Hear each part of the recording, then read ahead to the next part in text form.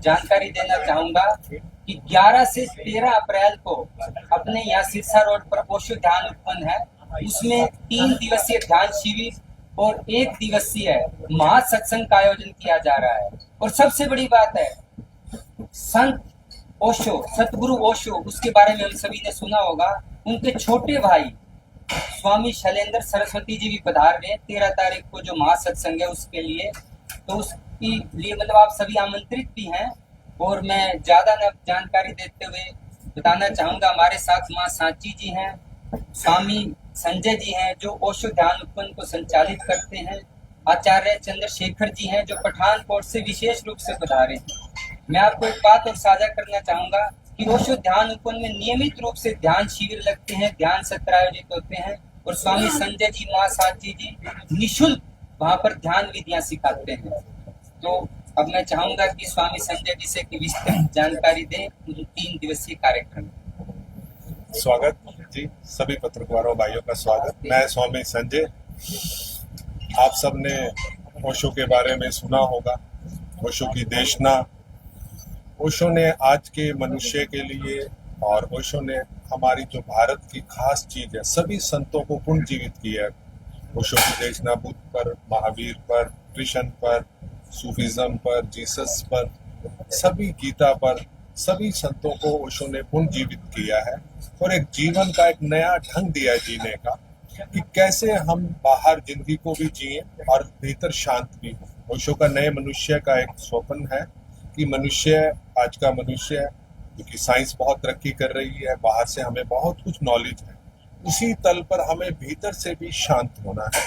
उसके लिए अलग अलग सारी साधनाओं की विधियां जो भारत की असली एसेंस है, पूंजी है, उन सबको उजागर किया है। उनकी जो किताबें हैं, उनकी देशनाएं हैं, उनमें सब चीजों का है। और ओशो ध्यान उपवन इसी ओशो की देशना को आगे बढ़ा रहा है।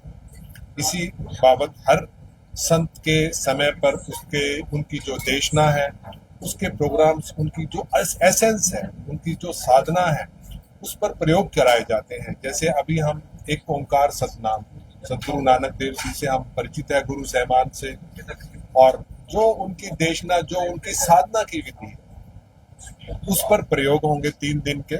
इस पर ये एक कार्यक्रम वहाँ आयोजित किया जा रहा है, जिसमें ओशो के छोटे ब्रदर ओशो शैलेंद्र जी आ रहे हैं। सत्संग का आयोजन होगा। 3 दिन उनकी साधना की विधियों का एक्सपीरियंस कराया जाएगा कि जो नानक कहते हैं कैसे जीवन को जिया जाए, कैसे नानक की तरह हुआ जा सके।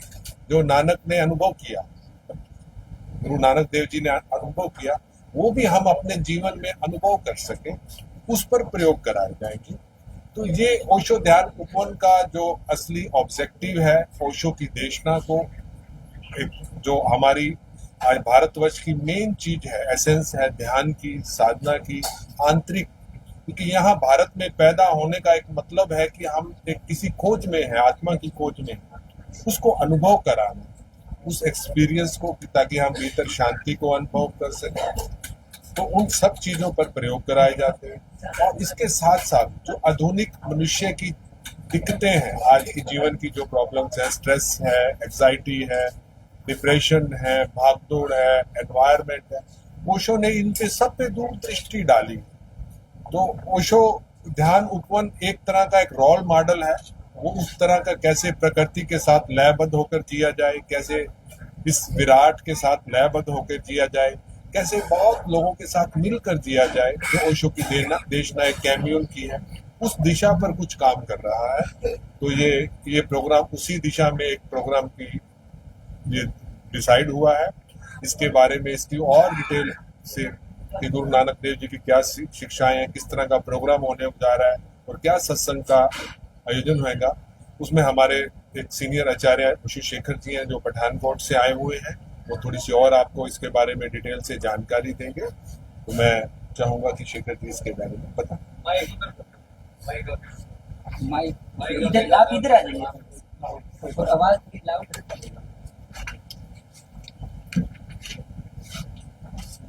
प्रणाम मित्रों,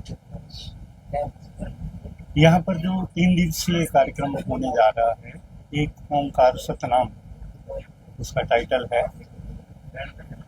और गुरु नानक देव जी के जपजी साहब के ऊपर ये कार्यक्रम होने जा रहा है। आप सबको विदित होगा कि ओशो ने जपजी साहब के ऊपर 20 प्रवचन दिए और सविस्तार उसकी व्याख्या करी, उसको फिर से हमारे लिए पुनर्जीवित किया। गुरु नानक देव जी जब ज्ञान को उपलब्ध हुए थे तो सबसे पहला जो उद्घोष उनके द्वारा हुआ था वो जपजी साहब का था, जिसका प्रारंभ ऐसे होता है, एक ओंकार सतनाम कर्ता पुरख निर्भव निर्वैर अकाल मूर्त अजूनी सैफम गुर प्रसाद। तो ये उनकी पवित्र वाणी जपजी साहब की, इसके ऊपर बेस्ड है हमारा ये कार्यक्रम, जिसका टाइटल रहेगा एक ओंकार सतनाम। क्योंकि गुरु साहब ने जो कहा है और ओशो ने उसको सविस्तार समझाया है कि ये जो पूरा ब्रह्मांड है, पूरा अस्तित्व है, ये कहाँ से पैदा हुआ है? ओंकार से। एक ओंकार, जो इसके पीछे जो मूल शक्ति है, जिसको हम परमात्मा भी कह सकते हैं, वो एक ही शक्ति है और वो ओंकार रूप है, वो ओम स्वरूप है। जैसे हमारे हिंदू धर्म में भी ओम का इतना महत्व है, सभी धर्मों में ओम का महत्व रहा है। तो ये ओम की जो पवित्र ध्वनि पूरे अस्तित्व में गूंज रही है, वो आधार है पूरे अस्तित्व का। उसी को गुरु नानक देव जी ने ओंकार कहा और उसी को सतनाम कहा, क्योंकि परमात्मा का असली नाम तो वही है। वो जो ध्वनि अस्तित्व में गूंज रही है, उसी से सब पैदा होता, उसी में सब लीन हो जाता। तो हमारा ये जो कार्यक्रम है, उस ओंकार को जानने के लिए, समझने के लिए और अपनी जिंदगी में उसको जीने के लिए, कि कैसे अपने आप को हम इस योग्य बनाएं कि ओंकार की उस पवित्र ध्वनि को हम पकड़ सकें, सुन सकें, घूम सकें और उसके सुमिरन में जीते हुए, उसके पावन स्मरण में डूबते हुए कैसे हम उसमें लीन हो जाएं। तो पूरी की पूरी हमारी जो साधना है वो गुरु नानक देव जी का जो मार्गदर्शन है और फिर ओशो ने जिस ढंग से उसको समझाया है, वही हम पूरा समझने का उसको प्रयास करेंगे। और फिर ओशो द्वारा जो प्रस्तावित ध्यान विधियाँ हैं उनका भी प्रयोग होगा। और गुरु ग्रंथ साहब के जो अनेकों शब्द सिख रागी भाइयों ने बहुत भावपूर्वक और बहुत श्रद्धापूर्वक गाए हैं, उन सब का भी हम श्रवण करेंगे, उनका अर्थ समझेंगे और उनको भी समझने की कोशिश करेंगे। तो एक बहुत सुंदर कार्यक्रम हमारा ये 3 दिवस रहेगा, 3 दिवस का। और उसकी पूर्णाहुति होगी स्वामी शैलेंद्र सरस्वती, जो कि ओशो के अनुज हैं और सौभाग्य से हमारे बीच हैं इस समय। तो वो 13 तारीख को महासत्संग होगा, जिसमें फिर टाइटल उसका भी यही रहेगा, एक ओंकार सतनाम। और इस कार्यक्रम की जो पूर्णाहुति है वो उनके उद्बोधन से रहेगी, उनके साथ माँ प्रिया, उनकी धर्मपत्नी, वो भी रहेंगी। और फिर बाद में लंगर भी होगा, लंगर प्रसाद का आयोजन भी वहाँ ओशो ध्यान उपवन हिसार में रहेगा। तो ऐसा हमारा कार्यक्रम है और सभी से अनुरोध है कि उस कार्यक्रम में जरूर आइएगा और इसका लाभ लीजिएगा, क्योंकि ये परमार्थिक लाभ जिसको हम कहते हैं, असली जो जीवन का लाभ है और जो मकसद है जिंदगी का, जो लक्ष्य है, वो तो यही है।